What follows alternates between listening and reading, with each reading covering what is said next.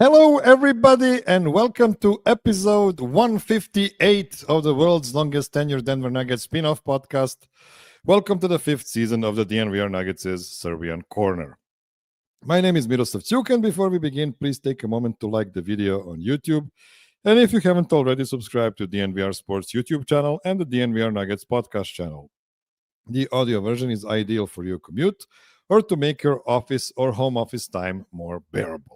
If you want to support the show more directly, you can become a Patreon supporter at patreon.com/MiroslavCuk, just like my Seco tier supporters Peter Plummer, Daniel Lynch, and Brian Johnson. Patreon supporters can enjoy the ad-free audio version of this show. They can also submit ideas for guests and topics, and in the end, appear on the show during the summer when the game month is on, just like it is right now. I've prepared even crazier trivia games than ever before. Let's quickly recap last week's news. Germany won the Eurobasket. That feels like it happened a month ago, but it actually happened 6 days ago. Turkey was in a small lead for a lot of the game, but Germany had more clutch guys, namely Dennis Schroeder, who had an awful game before hitting 2 crucial shots and a couple of free throws to close the game out. Dennis also won the Eurobasket MVP, joining a very short list of players who have won both the World Cup and Eurobasket MVP trophies. Sergej Belov, Dražen Dalipagic, Dražen Petrovic, Toni Kukoc, Dirk Nowitzki, and Pau Gasol are the only ones to win both. Granted, Nowitzki did it without winning the gold medal in either of those tournaments, so he gets an asterisk from me. In other news, there is no other news. It's September 20th, people, and you are here to get the weekend fix of Nuggets talk from some usual suspects, so let's bring them in. The first person was born in 1977 in Bloomfield Hills, Michigan. The first person briefly attended Boston College before graduating from Michigan State University. And the first person is also a comedian, a producer, a director, and an actor who lives close to Ball Arena, so his place is my go-to spot before going to Nuggets games. It's Andy Jewett. Welcome back, Andy. Wow, what a thorough and exhaustive introduction. Thanks, Miro. There's only one piece of factual data that was wrong, so that's pretty good for the internet. Absolutely. Well, I'm actually overkilling it with the exact data. The second person is a Serbian Corner Seco Tiers Patreon supporter. The second person is a Nuggets diehard who excels in basketball collecting. The second person was once a Nuggets ball boy and now supports his Colorado teams from Florida. It's Brian Johnson. Welcome back, Brian. Hey, Miroslav. Thanks for having me back. Did I mess up any of the facts about you? I think you got everything right, so that's pretty good. You see, Andy, this is how you become a good guest on a show. Like don't be too snarky. Yeah, I just agree. No matter what is said, I just say, "Great, yeah, yes." I was born in Bloomfield Hills, even though I was born in our nation's capital. Okay, the third person is a snowboarder. The third person is also a photographer. The third person is also the technical lead producer for DNVR Sports. It's Kale Sorbo. Welcome back, Kale. You are super silent. Oh, damn. Well, I thought I fixed it. But this is why we do the sound checking. We'll just have bad audio. I tried to have a good mic. Don't worry. The combination of your sound and your looks is gonna be perfect for this show. So nice. Don't worry about it. Also, I do need to correct you. I'm a skier. I'm not a snowboarder. Never accuse me of that again. So you would hate to be called a snowboarder? Because it's so much easier than skiing? 2 6 are better than 1. That's all I can say, Miroslav.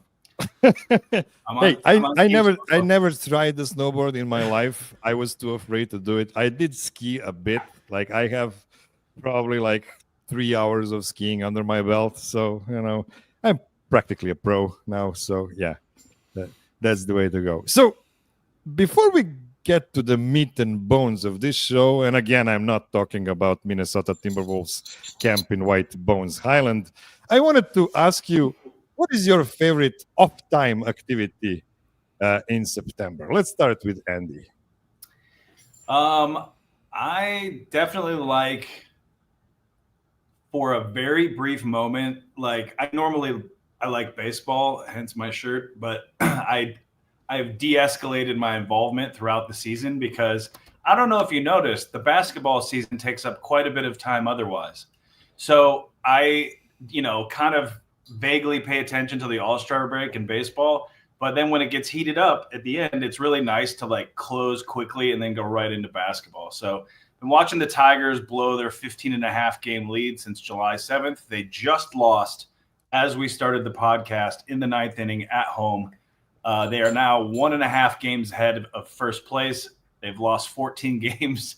Their magic number is still 7. The Cleveland Guardians are probably going to catch them, and I'm going to cry a lot. So, have you been to Corseville this season? And I'm asking because that park is in the ballpark of the best stadiums I've ever been to. Yeah, it's an incredible ball field. I hate the politics of the team, so I tried not to support them at all because I don't want Dan Monfort to get any money, because this is the officially 3rd season in a row of 100 losses. I did go to the game on Tuesday for Bark at the Park, and my dogs mauled 2 hot dogs in the rock pile. So they had a great time and didn't make it home before they needed to stop on the sidewalk and let loose those hot dogs. Brian, what is your favorite activity in September in Florida? Well, like you said, I'm down here in Florida, so it's finally not 95 degrees in September, and so I like going out to the driveway and just kind of shooting around with the family. And then during the evening, it's finally time to catch up on movies and TV shows that I've ignored for the whole basketball season. So I try and catch up a little bit and binge on everything that everyone else has been talking to. That is so true. I'm actually doing my 3rd or 4th run of Curb Your Enthusiasm right now. It's the only time of the year I can do that. Kale, what about you? What are your favorite activities right now? I honestly don't have a lot of free time this time of year with football season starting. We launched a new show last week, Broncos X's and O's with Dave Logan and Benny Fowler. Check it out.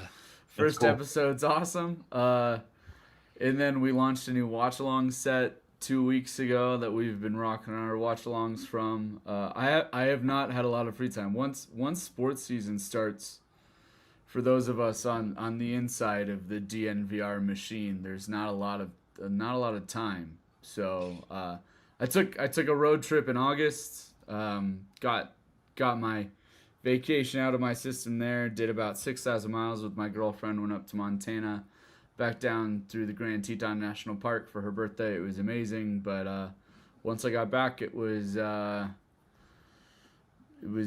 sprint to the finish line to get all this new stuff up and running by the time the season was going. And it's from now until basketball season, it's pretty much the same. So not a lot of time. I don't know if you realize how insane 6,000 miles sounds to me from Europe. Like for me, that's like from me to all the way to the end of Japan and probably further than that. So Yeah. that's pretty insane. That is pretty insane. Okay, guys. So I'm very happy with the Nuggets roster right now. I don't have many questions about the team construction before the start of the season, but we do have a couple.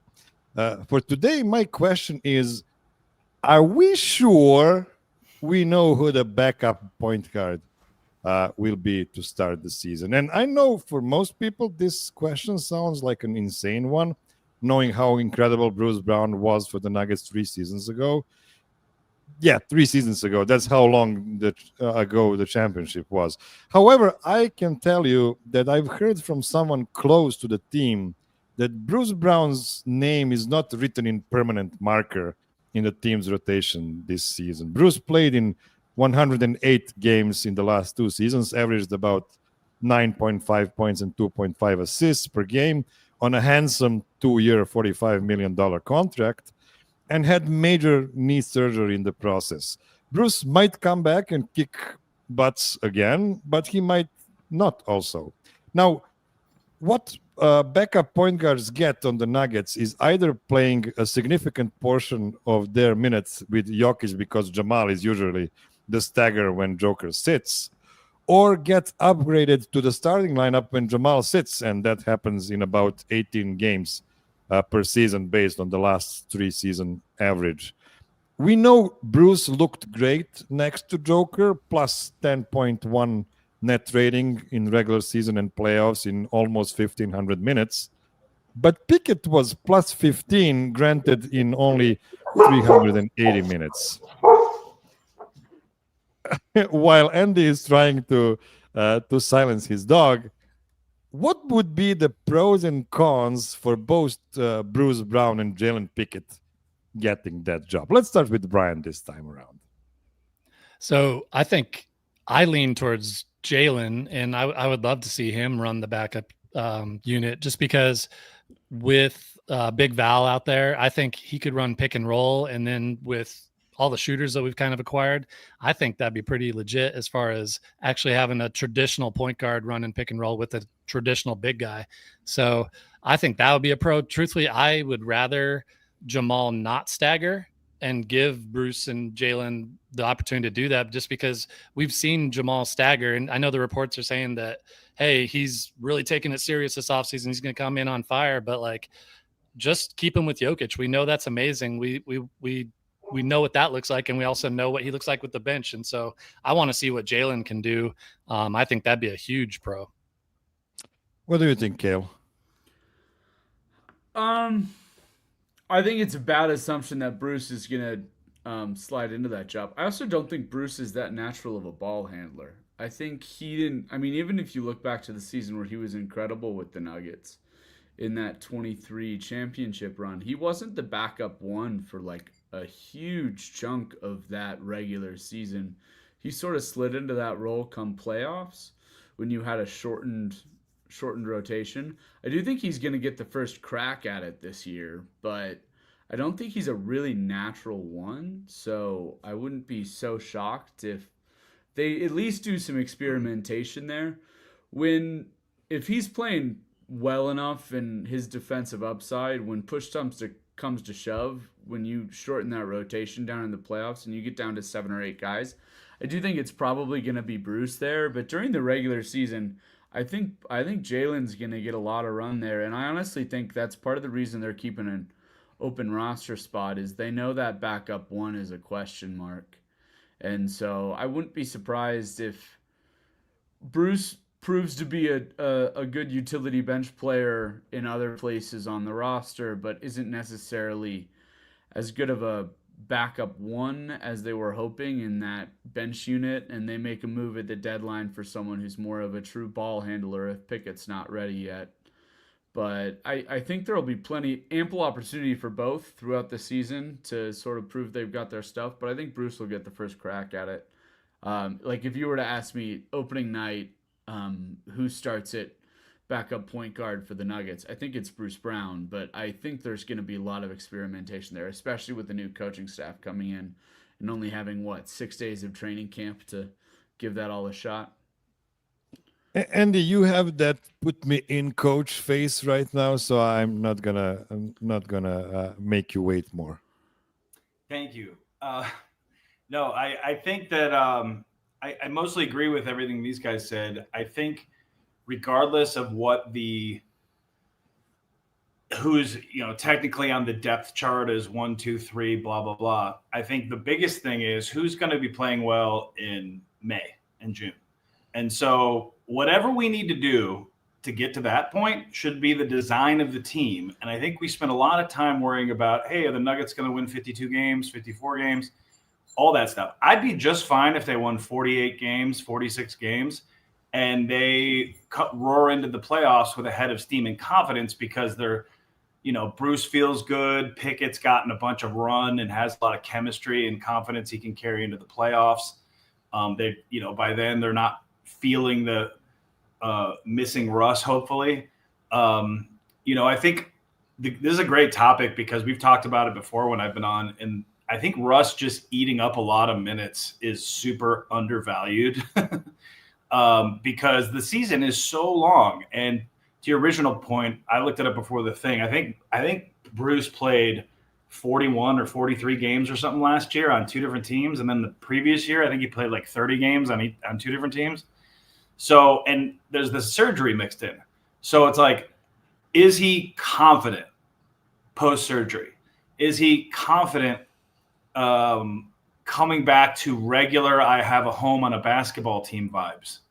You know, because to be fair, he was drafted. He was on one team. Then he was on the Pistons for 2 years. Then he was on the Nets for 2 years. Then he was on the Nuggets for 1 year. Then he's been on 2 other teams. He's like Valanciunas, kind of, in terms of just getting passed around. So I'm more concerned about whether or not he peaks at the right time. He's confident. I think Pickett should get a lot of run because he's there and he's a big, you know, he's not tall big, but he's like a physical type of guy with that sweet booty. And I hope that he gets wide and knocks some people around and eats up a bunch of minutes. And then come the playoffs, he's ready to go. And, you know, if both of those things are still nebulous and a big question mark in March and April, I'm going to be very sad because the onus will be on Jamal again. And Jamal's own injury journey and sort of confidence journey and physical journey is not in question, but it's always like, what are we going to get? So I hope if that happens, we've got a really, really good idea of how to get somebody at the deadline. And it's not just like trading a bag of Skittles for Malcolm Brogdon or something. Okay, let's take a short break, and I want to come back to this question with one more angle. So don't go anywhere.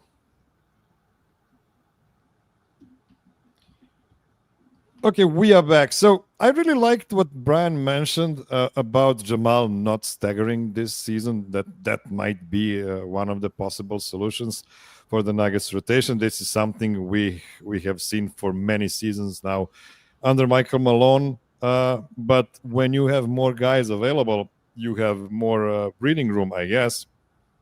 My thinking here is, if you have Jonas on the court, you probably want Pickett next to Jonas and not Bruce, who is not a traditional point guard. You want the guy who can, give the ball in the position of advantage to all of the guys on the court, and that's probably Pickett's best position.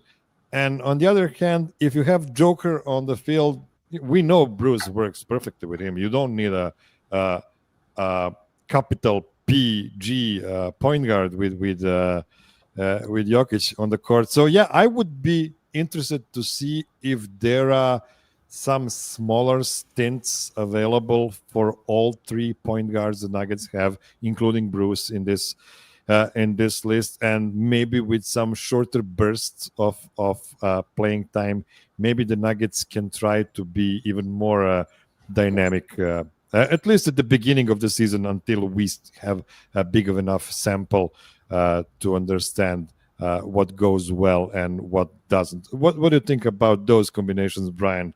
What combo of a center and a point guard would you like to see, during the season? Well, first, I think both those guys nailed it. It really could be just as likely that someone we picked up at the trade deadline or even off the buyout market is our backup point guard going into the playoffs. But like I said, I would love to see what Pickett and Big Val can do together, just because it's traditional pick and roll. It's easy. Everyone can run it. And just now that we have some shooting off the bench, if we have Strother, Cam Johnson, and Tim Hardaway out there, then those guys can pick defenses apart. And I think it would just be so amazing to watch a bench unit not be -10 in 3 minutes when Jokic is off the floor. So I would love to see it. Kale? I think the brightest timeline for the Nuggets is Pickett being really good in that role. I mean, if he thrives, that's the brightest. I mean, he's your drafted player. He's a low mistake, high IQ player.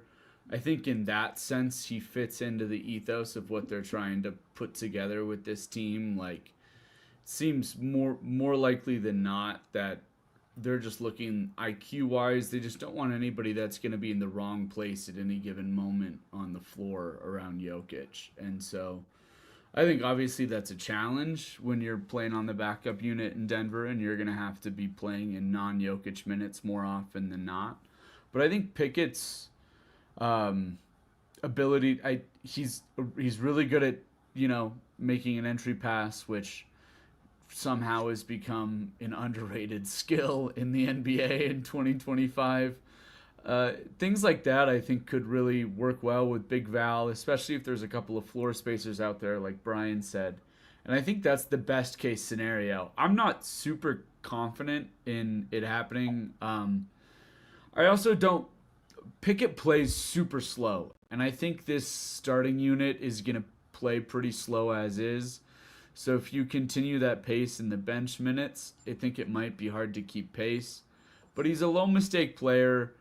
I don't think he's an elite defender by any means of imagination, but I think he knows where to put his position and use that to his advantage on the floor. And so I think it would be best if Pickett slides into that role and is really good. And then you can use Bruce more as a combo guard, backup, small forward, slide him in where you need to. And I also, I mean, to your point earlier, Miroslav, and Andy was saying about his availability over the past 2 seasons, I got to see him play more than 50 games, man. I really do. Andy? Yeah, I think Kale's point about low mistake, high IQ is the biggest draw for Pickett. Steady. I hope he just eats up a good chunk of minutes in 60 games. And, your pace comment is really interesting because, he is slower. He's not like slow. But if you recall the playoffs of 2023, when we were really peaking, it was like, okay, whoever of the 7 or 8 guys that played were on the floor, we're all pretty much in rhythm. It was pretty fast paced. Bruce Brown and Christian Brown emerging right at that time gave you firepower. And then in transition, both of those guys plus the rest of the team were pretty hard to beat. So, if Pickett can play with some deliberateness in the second unit, that's fine. But I do think that come playoff time, you're going to need to play with some level of pace because those that can at that time kind of, defense wins championships kind of thing. But also so does a crazy octopus from Serbia who hands out cheeseburgers and has a crazy explosive offense for about 40 minutes. And then, the overlapping 15 minutes with Bruce and or Pickett or person X at that time.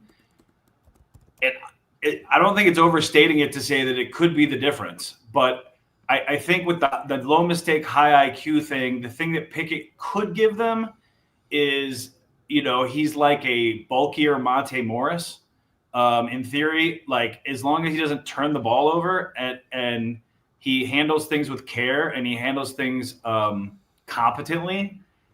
The real math problem of it is, as we've talked about many times, is if the Jokic minutes are even, we will probably be going to the Western Conference Finals at minimum. That's the non-Jokic minutes are the boogeyman. And so whatever that is, whether Jamal is in there staggered sometimes and then the other 2 guys pick up most of the rest of the slack and that somehow works, great. But you got to win the non-Jokic minutes this year, or at least be even, or not be under by such a drastic graphic like we've seen since 2018 of non-Jokic minutes that gets pretty exhausting, I'm sure, mostly for Nikola Jokic. Yeah, I think that's a $1 million question. How will the Nuggets build the Jonas lineups, and how soon can they figure it out and turn that into a positive lineup? I wonder about the balance of playmaking and shooting in that lineup. I'm not sure you can play with only one ball handler. For instance, Pickett there and 3 shooters. Maybe you're going to need another ball handler there just in case, another team decides to overload with ball pressure on Pickett and make Jonas's life harder that way. But we're gonna have to wait a bit and see about that. Okay, let's now move to the game show. We have about 5 minutes to the next break, so let's start with the opening game, which is a tiebreaker game. That is here to help you get a bit looser, to get acclimated to the game show format. And especially the only reason I won last time was because of this damn tiebreaker game. Same. I've won because I've won the tiebreaker before. Let me finish my thought. The tiebreaker game does not count for anything unless it counts for everything if there is a tie at the end of the show. But try to be loose in the tiebreaker, because being loose in it might help you win it. Also, but don't count on getting a big point from the tiebreaker until the end of the show, for sure. So, what I do all this game show season in the tiebreaker game, I go to the basketball reference and type certain number of letters in the search bar to see which players are going to auto-populate the list under said letters. Now, Andy, since you are the first in alphabetical order by first name, you're going to start the tiebreaker. Brian will be second. Kale will be third. It will not be a snake draft because we only have 3 picks each. And Andy, the letter I typed in this time around is only one letter. Oh my and God. It is a letter Z, or if you're speaking proper British English, letter Z. Before you start, I just want to shout out also Blanco, absolute legend, who just became DNVR YouTube member. Thank you also for being a great follower and chat legend. Okay, Thanks. so Also, hope to see you in San Diego in a couple weeks. absolutely, I hope we will be able to see also Blanco doing some, off-season stuff with the fellas in the vlogs. Okay, so Andy, I hope I bought you enough time. The guys you are looking for are former or current NBA or ABA players whose first or last name starts with the letter Z. Yep. What is your first pick? I'm going to go with out of the gate. It's funny that Oso Blanco was just mentioned because I believe this gentleman's nickname was the White Bone as well. And that is Zydrunas Ilgauskas. Zydrunas Ilgauskas is a great blast from the past, the 7'3" center from Lithuania, former teammate of LeBron, Marshawn James. Yes, Zydrunas Ilgauskas is number 4 on the list, which means, Andy, you are getting 7 points for him here. Brian. I'm going to go with big Zach Randolph. Zach Randolph is number 1 on the list. Damn it. Zach Randolph played in the NBA for full 16 seasons, and because of him, we now have Z boards as a way to rebound your own miss and put it right back in. The biggest aficionado of Z boards in today's basketball is, of course, Nikola Jokic. Kale, what will be your first pick? I'm going to go with Ivica Zubac.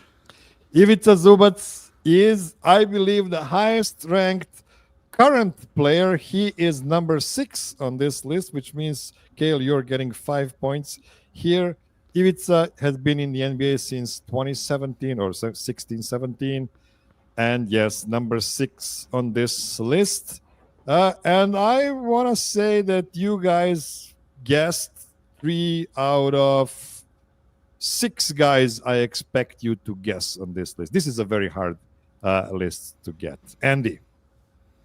Sure. I'm bummed I didn't get Zach Randolph because per the correct part of my bio, he also went to Michigan State. The person I'm going to guess now, because I should have done this probably initially, other than Zach Randolph, is Zach LaVine. Zach LaVine, yeah, I actually made a mistake. Zach LaVine is the highest active Hey, player on number the list. 1. He is Yeah, number yeah. 3 on the list, which means you are getting 8 more points for Zach LaVine in the league since 2014-2015 season. Okay, Brian. Oh man, I was really hoping you didn't say Zach LaVine. The only other one I can think of, and I don't think he's even going to be on here, Zach Edey. Zach Edey is a great guess, but he is not Too on early. the list yet. Too early for him. Even though we're going to read off some pretty weird names by the end of it. Kale. This guy didn't play very much, so I don't know if he's even on this list, but he's the only Z name I can think of other than Zach LaVine. Jaja Pachulia? Yes, he is actually Oh, number nice. 5 on the list. What Zaza Come Pachulia, on. his biggest contribution to NBA basketball was Kale should injuring Kawhi Leonard in that Golden State San Antonio series. I don't remember which season that was. Zaza Pachulia, legend of Georgian basketball, and I'm not talking about Georgia you're thinking of. It's another Georgia. Okay, Andy. I mean, we're getting pretty deep now that Jaja's off the board. We are. There are still There's two probably guys. about 30 more Zachs that I'm not thinking of also. But There are 2 more guys you've heard of, and there Sure. are probably 3 guys you've never heard of. Well, maybe you did. We'll see. yeah, sure. I'm going. This is going to be wrong, but it does fit the criteria. I don't think it's on there, but I'm going to manifest that it is. I'm going to say Zaire Smith. Zaire Smith is a great guess, but he is not on the list yet. Andy is ending the game with 15 points. Brian has 10. And since, well, you could theoretically get a guy that is gonna bring you 9 points, but okay, let's not. Yeah, so Oh, go ahead. theoretically, but the only guy I can think of is Zach Collins. Yeah, Zach Collins is a great guess. I think he's been around for a while. I think he's been injured as well for a while. So this is why he's not on this list. You're ending the tiebreaker game with 10 points. Kale has 11 and still has a chance to overtake Andy. Oh, I don't think I will, but I don't know if he qualifies because he's so young and has been hurt so much, but Zion Williamson? Yes, Zion Williamson is man. probably the best player on this list, pound per pound. Well, maybe not pound per pound. He has a lot of pounds. But I mean, I can't believe he he's was there probably for me like at in pick his 9. peak, the best guy on this list. But as you mentioned, since he's been so injured and he's been in the league since 2019, 2020, he is number 10 on this list. Wow. 1 point for you here. Andy is winning the tiebreaker, and here is the Wait, entire can I list. guess? So, I was going to say Cody Zeller next. There he is. Cody Zeller, number 9. Former future Nugget Cody Zeller never came to the Nuggets. But Okay, I know I didn't Zelmo. win. He's I'm gonna be pretty point guard by impressed. the end of the I'm season. pretty impressed with my 3 polls. I gotta be No. honest. Oh, you yeah. did a great job. The only guy, Cody Zeller is probably the only guy I expected you to maybe remember. But guys, Zelmo Beatty, come on, guys. Zelmo Beatty. is Yeah, so why would I good. not know Zelmo Beatty, that? come on. 1963 to 1975. I have no Tiffany Zelmo, idea. they called him. It's probably ABA, right? There's no way somebody named Zelmo played in Yeah, the he NBA. was on the St. Louis Billikens or something. And then Max Zaslovsky, of course, from 1947 to 1956, obviously. Zaid Abdulaziz. I actually know who Zaid Abdulaziz is. I mean, I've heard of him. I never watched him play since he played in the 70s. But yeah, that's the entire list. Andy, congrats on winning the tiebreaker game, which might mean nothing or everything, depending on how the 3 real games go along. But until then, we have to take a short break, so don't go anywhere. Okay, we are back. Andy, since you won game number 1, you are going to get the first pick in this second game that also only has 3 picks, so it's also not going to be a snake draft. This time around, Kale will get the number 2 pick, and Brian will get the number 3 pick. And the question from the game is, which Nuggets player had the longest streak of games without committing a turnover last season? And in order for the game to count, he needed to play in at least 10 minutes in that game. So it's not like a one bench stint and then getting yanked out of the game. And both regular season and playoffs are included. Just a small remark. In case a player had like a 3-minute game in between two 10-plus minutes games, that game will not break his streak, because this is only filtering out the games with 10-plus minutes. So who had the longest streak of such games last season for the Nuggets? Andy, what will be your first pick? Man, what a weird question. I know. There's a weird only show. 12 to 14 players that it could be, so that really dials it in. And yeah, we have 11 guys on this list. So if you get number 1 guy, you'll get 11 points. Okay. By the way, it's 11 guys who had at least a 2-game streak with this kind of qualifier. The streaks are not very long. Sure. Who took care of the ball? I'm going to say Aaron Gordon. Aaron Gordon is number 5 on the list. His streak was 3 games. And he is tied with another 2 guys at this 3-game streak. So you are getting 7 points for your first pick. Kale. Okay. With your caveat that if they didn't hit the 10-minute the game doesn't count, but it doesn't break. The game doesn't count, but it doesn't break it. I'm going to guess Zeke Naji. Smart guy, Kale. Zeke Naji had a 7-game streak. Yep. That's 11 points Shout for you. Shout out Ish. Zeke Naji is the guy for if you don't want to lose any balls, and also not to play him way more than 10 minutes as well, because that also helps with not having any turnovers. Brian. Well, we were talking about him earlier and how well he took care of the ball. Let's see how this holds up. We'll say Jalen Pickett.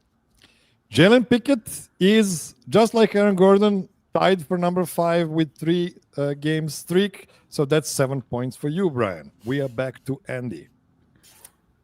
Okay, well, here's my problem. The Zeke one feels like an anomaly because I went to a lot of games and or watched the games, and the second unit gave the ball away an alarming amount of times a lot. So it's really hard to just be like zero in on the period of last season where they didn't do that and who those people were. So I'm just going to go with Julian Strawther. Julian Strawther is tied for number 2. His streak is 5 such games. So that is 10 points for you, Andy. Yeah. Zeke had 7. Julian had 5, but 2 more guys also had 5. So there's a lot of points still left on the board. Okay. Kale. With my same qualifier and as someone who doesn't handle the ball that much, I'm going to go with Peyton Watson. Peyton Watson is also tied for number 2 with a 5-game streak. Yes, 5-game streak, but for Peyton Watson as well. There's one more guy with a 5-game streak. Brian. Well, let's hope that one more guy is Christian Braun. And he very well is. Christian Braun also had a 5-game streak. This is super exciting because after 2 picks, Kale has 21 points and Andy and Brian both have 17. So the last pick is going to decide the winner of game number 1, which is the best possible outcome for me, not for you guys. Of course, you don't want a close game. Well, I don't know what you want actually. Andy. Yeah, I don't know if he played enough games. I'm just concerned about that. I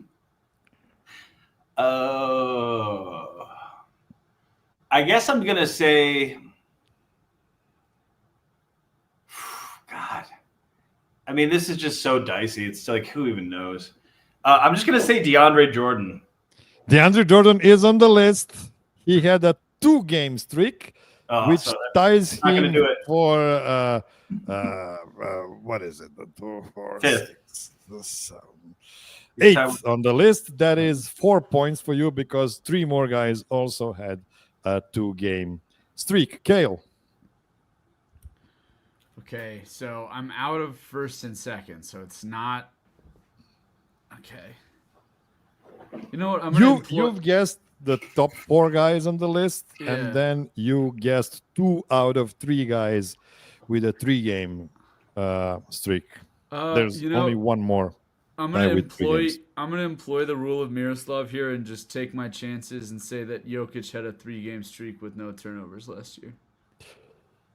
Yeah, you would think the rule of Miroslav works in such conditions, but when you think with what kind of bench unit Joker had to play last season, I'm not sure he even had 1 game without a turnover. Yeah, I don't He's actually not on the list. And now, let me see. Andy is tied with you with 21 points, and Brian has a chance to win game number 1. Oh man. I'm going If to. you get the guy.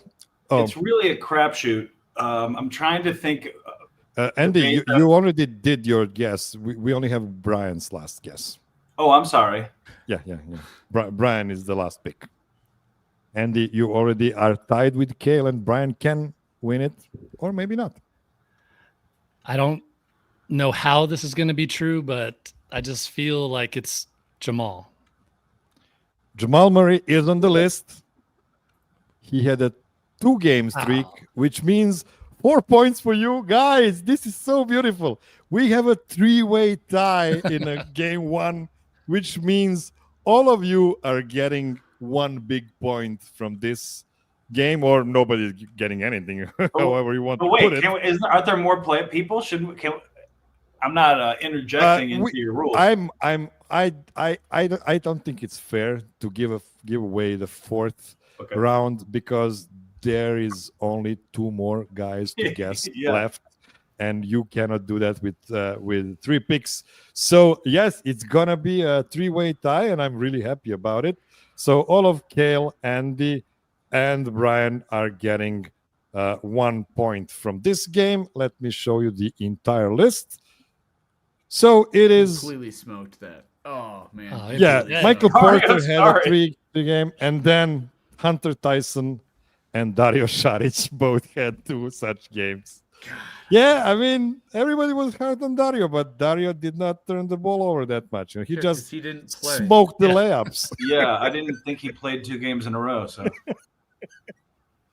yeah, there was a couple of those periods, but yeah. This is our weird game number 1, and I'm so happy that the weird game is ending in the weirdest possible way. I nailed Zeke, and I didn't win that, and I'm so mad about it. It was so easy also to pick Russ in that, but Russ isn't even on the list because he's always thrown it in the thing about Michael Porter, and this is an old joke I made like 5 years ago, when our friend Ryan Blackburn mentioned how we should congratulate Michael Porter for not turning the ball over almost ever, which is true. But then I made a snarky remark saying, like, if you don't pass the ball, you're probably not going to turn it over either. So Mike was usually the end of the action, or he would just reset the possession if he cannot get a shot off. So this is why he also had a 3-game streak, I'm guessing. He's getting all his turnovers out of the way on social media and podcasts in the whole offseason. He's just throwing the ball into the stands and kicking it and just fumbling absolutely everything while he's not playing, so he can be Michael Ballstopper Jr. when he's back. We love you, Mike. We love you, Mike. Kind of. You're a goofball, and we are glad we don't have to fight for your honor anymore, I guess. Okay, let's take our last break, and then we are gonna have to play 2 more games to determine who will be the first member of the grand finale in 3 weeks. So don't go anywhere. Okay, we are back, and now it is difficult because we have a three-way tie. I cannot give the first pick to Andy again. This time around, I'm going to have to give it to Brian because he is second in command when it comes to alphabetical order. Kale will be number 2, and Andy will be number 3. This But does don't- not seem like a fair system. I'm just putting that out there. The system is very flawed. It's very flawed. I already mentioned this before. Only one of Serbian Corner's trivia game show and NBA draft is not fixed. And I'm not going to tell you which one of those is not fixed. So, okay. Game number 2, Brian will start it. And per usual, game number 2 is thinking about the entirety of Jokic tenure, Jokic era on the Nuggets. So the question this time around is, which players played the most minutes per game for the Nuggets in the Jokic era? So let me explain this a bit. If a player played for 3 seasons for the Nuggets and then one more next to Joker, only that season with Joker will count against his minutes per game for the Nuggets. Also, if a player in Jokic era played for another team and played a bunch of minutes there, those does not count because only the minutes for the Nuggets count. Now, I will give you one more piece of help before we start the draft here, and that's by saying that the guy with the fewest games on this list had 75 games played. So it's not like there's going to be somebody with 10 games played who is going to, sneak into this list. Everybody played at least one full season with the Nuggets next to Joker. So, Brian, what would be your first guess? And again, this is going to be a snake draft because we have 12 guys on the list, so we're going to do 4 picks each. So, Brian, what would be your first guess? Well, Who had the most minutes played per game for the Nuggets? I almost feel bad about being given the first pick just because of my name, but I need all the help I can get. So I'm going to guess Jokic. Jokic is a great guess. He is not number 1, though. He is number 2 on the list. He's actually tied at number 2 with 31.7 points per game. Might be because of his rookie season when he was coming off the bench and, half of his second season as well. So 31.7 will give you, Brian, 11 points. Yes, 11 points here. Kale. It's obvious. It's got to be Jamal, right? Jamal Murray is number 5 on the list with 31.3 minutes per game. So that will give you 8 points here. Apparently, I'm just blind from the last 2 seasons where Malone was just playing him 36 minutes a game. Yeah, I'm guessing both of those guys rose on this list in the last couple of seasons compared to where they were a couple of years ago. Andy? There was a time that we can all remember that a certain man was just run ragged because Michael Malone really likes defense. So I'm going to say Gary Harris. Gary Harris is an excellent guess. He is tied for number 2 with Nikola Jokic, 31.7 points. So that is 11 points for you, Andy. And you had another pick to maybe get the number 1 pick on the list who is still available.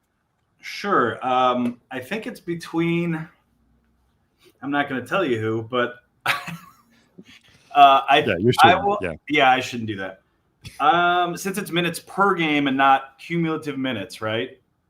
Yes, just minutes per game. So like minimum 75 games in those top 11 people. Yes. Okay, yeah. I'm going to say minutes per game is a pretty I'm really going to just go with Will Barton. Will Barton is number 7 on the list, 30.7 minutes per game. That will give you 10, 8, 6 points here, Andy. And we are back with Kale. Oh. So we still have number 1, number 4, number 6, 8, 9, and so on. You know what? Because he's been playing backup 5 a bunch too, I'm going to guess Aaron Gordon. Aaron Gordon is number 8 on the list with 30.2 minutes per game. So that will be 5 points for you, Kale. And now Brian gets 2 picks. Man, these guys have been taking all my picks that I was assumed would be number 1. But also you're lucky because those picks were not as high as I was going to say, let's watch how I blow this. It'll be interesting. Let's go with Christian Brown. Christian Brown, let me check to be sure, is not on the list. Yeah, I say when you have to check that long, it's not a good sign.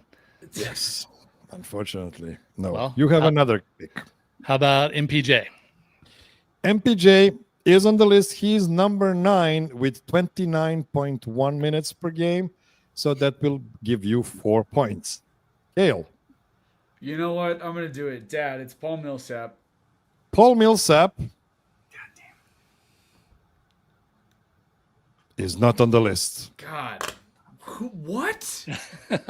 He did not average 27 minutes per game for the Nuggets, which is the lowest anybody has on this list. It is shocking. I agree. Who Andy. is number 1? I get 2. You get 2 now. Yes. Make them count. The number 1 is really mystifying, but I get 2 picks, right? Yes. So I'm gonna do 2 crazy ones, and I'm gonna vomit them at you at once. Okay. Okay. The answers are Torrey Craig and Wilson Chandler. Well, Wilson Chandler is number 6 on the list. Tied for number 5 on the list with 31.3. Actually, the same amount of minutes per game as Jamal Murray. So you are getting 8 points for Wilson Chandler. When it goes to Torrey Craig, though, you will get 0 points for that because he is not on the list. You're ending the game with 25 points. Kale has 13 and Brian has 15. Kale.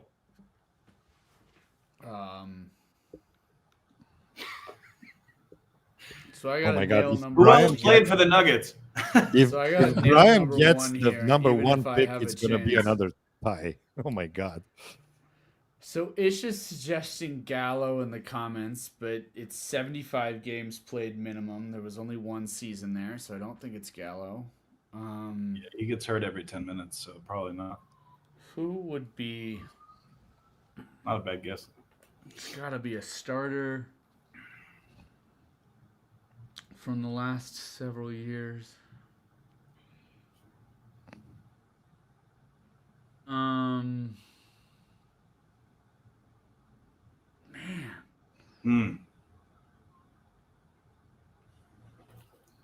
Kenneth Faried is the only one I got. Kenneth Faried is not on the list. Yeah. Brian, if you nail the number 1 pick, you are going to tie Andy here. Oh, man. I will be amazed if this guy is on the lists, but you mentioned someone had 75 games, so it made me think of Jameer Nelson. Is that your final answer? Yes. Jameer Nelson is on the list. Exactly 27 points per game, minutes per game. So that's number 12 on the list. One more point for you. Here is the entirety of the list. You guys overthought this. Gallo is number 1 with 34.3 because he played in 2 seasons next to Nikola Jokic in 116 games, which is not that much. KCP was obvious. But that was enough. Yes, KCP is on the list at number 4, interestingly enough. And then Bruce Brown at 10 and Russell Westbrook and at 11 with 27. Brown is How is Christian Brown not on it? I guess he's.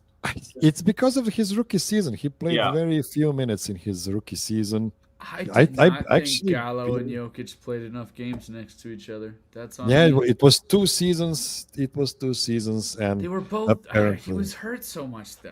God, son of a yeah. bitch. I mean, look, he missed like 50 games in those 2 seasons. It's not that he missed, few games. It's just that it's 2 seasons, not 1 season. You had a really good angle on him.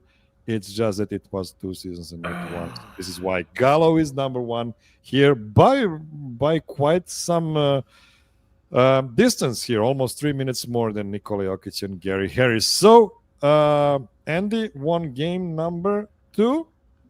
So he has 2 big points. Kale and Brian have 1 big point each. One new thing about game number 3. Game number 3 carries 3 points. 3 big points Oh, possible.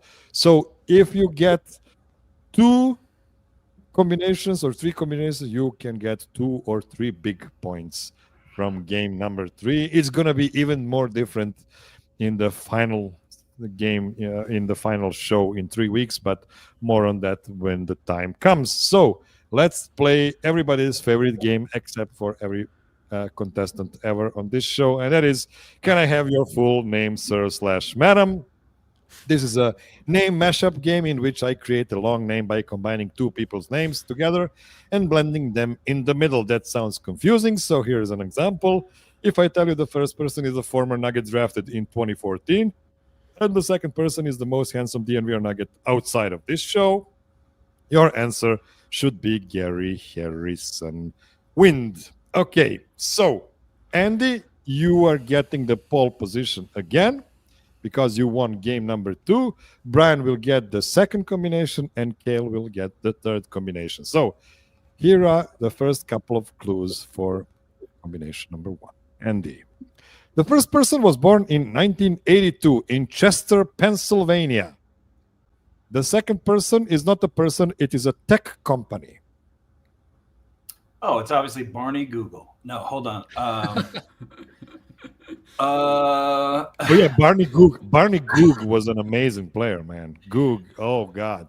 Actually, Barney Google, I thought of it because it's an incredible public domain song that is I put in a show because it cost us no money that I produced. And it was also a nod to the subject matter of tech.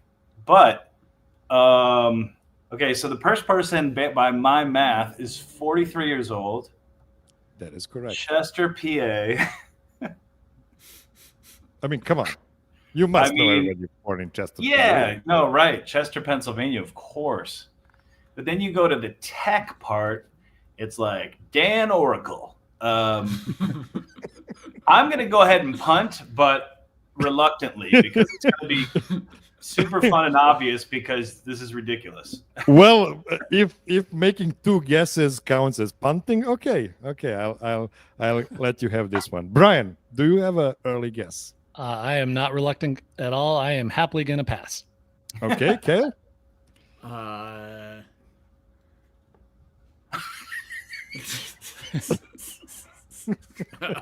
It's so dumb. I'm sorry.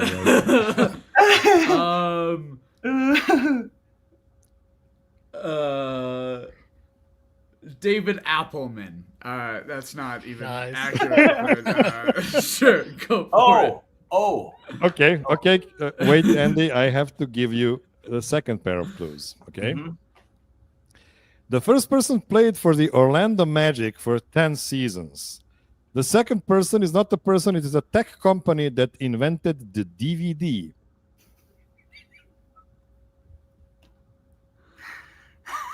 Fuck invented the DVD. Okay, hold Can't on. have bro. a Gen Zer on here. and I- ask us- I- what the fuck, it- Miroslav? Invented the DVD is such a hard claim. My brain is almost broken now. Because I was the first person I know to have a DVD player in Okay. roughly 1996, 97. And What was the vendor? Do you remember? yes, I do. But I don't think that it was first, if that Okay. makes sense. Okay. So, So you want to say you did not grow in very technologically forward-thinking environment? Sure. And- Oh God, the Orlando Magic thing should help me out a lot, and it's just really not.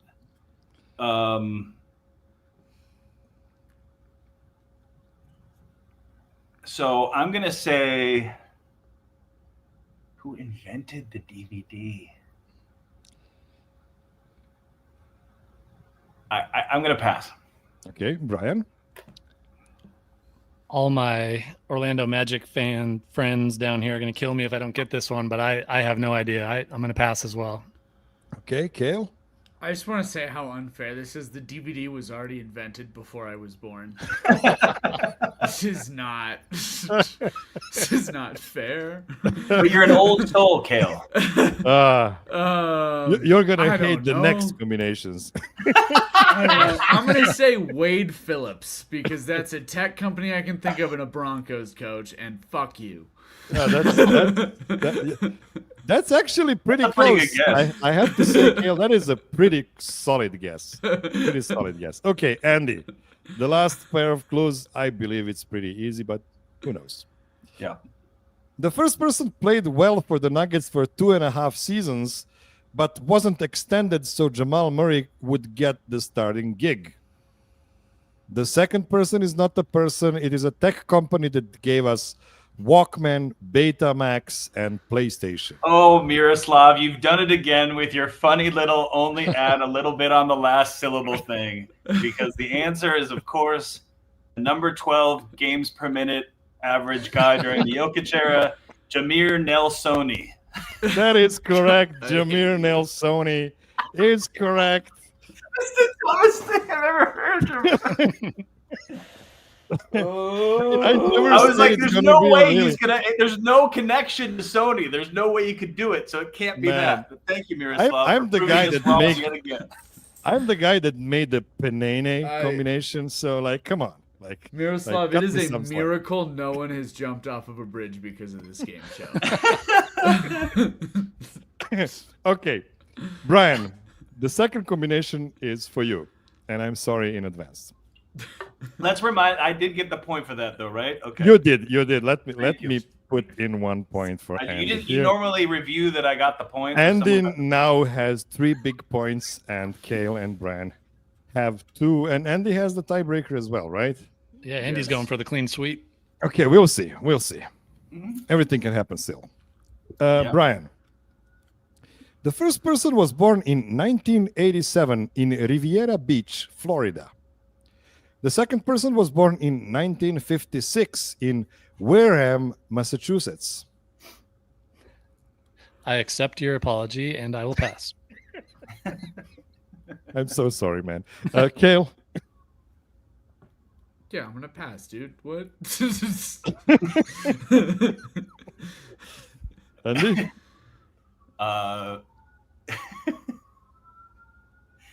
Yeah, I'm. Yeah, just pass. okay. Again, I'm so sorry. The first person had 2 stints with the Denver Nuggets. The second person is an actress who won both the Oscar and the Golden Globe. Huh. Cool.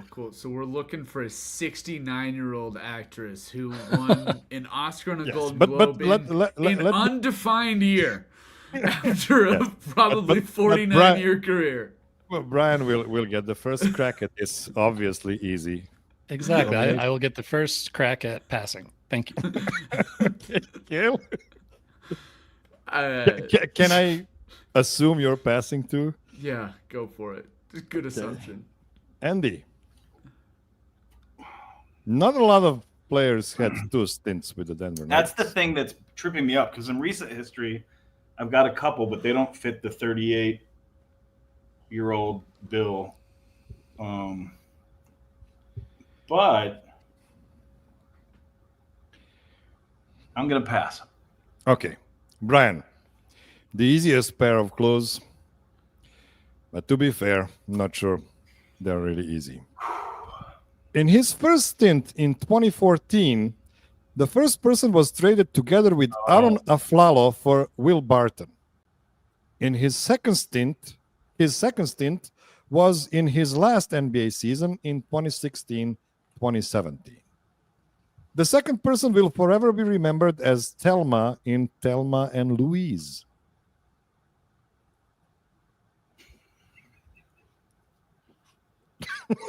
Oh man.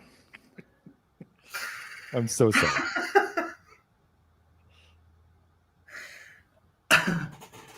Oh my God. I can picture the two ladies in Thelma and Louise, but I don't remember their names. So I will pass. Okay. Kale, Thelma and Louise were, I'm pretty sure, was made before you were born. It sorry. was. But he knows who they are though. Or he's yeah. So no, about finding out. I've got the actress. I just don't. I'm trying to think of the name. Yeah. That doesn't even make sense to me.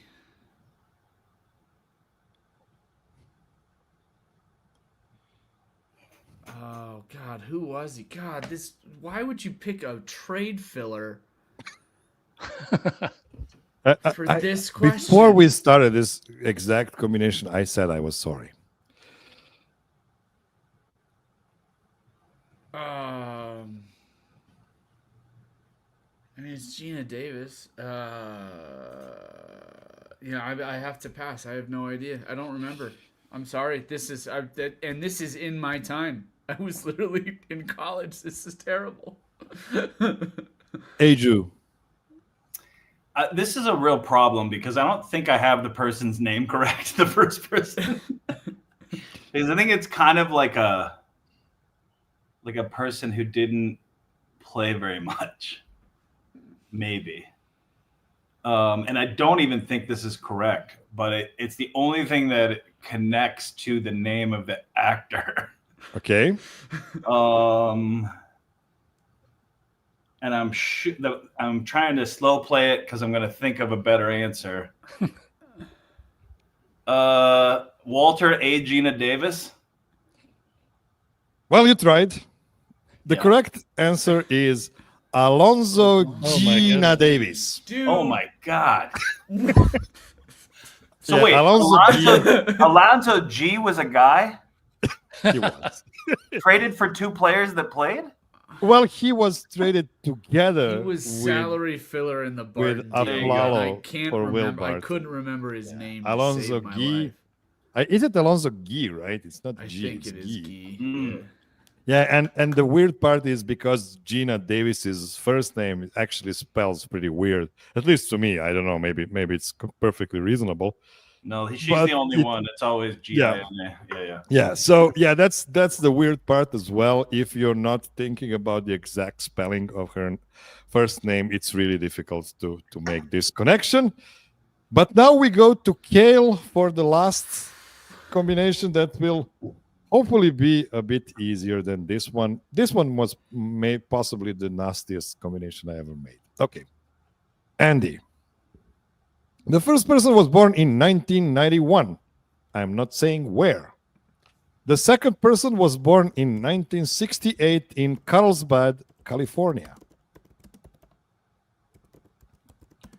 Okay. So we've got their ages down now.